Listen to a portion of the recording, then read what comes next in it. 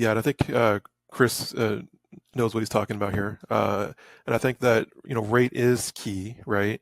But then again, you can't ignore some of the bands. Like 160, generally speaking, the rate's not going to be great there.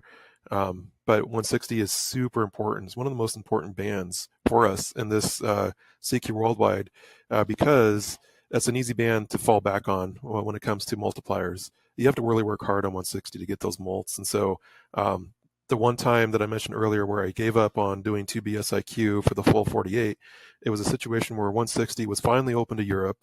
And I had Europeans calling at a slow rate, but they're all multipliers. And so I made the effort to just focus on that because I knew that was going to help my score overall.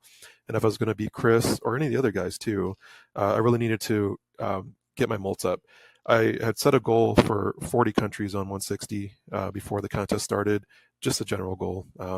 Some years I have more, some years I have less, but I was approaching 40 countries. I'm like, you know what, I'm going to get there in any way I can. And so I even ended up moving Chris, my main competitor. I found him on 80, and I'm like, shoot, I need TI on 160.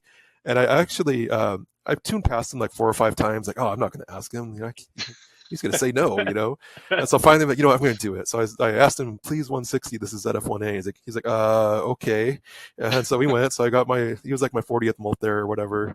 But in those situations, it's not all about rate necessarily, but I'd say 90% of the time, you want to have the highest rate that you can.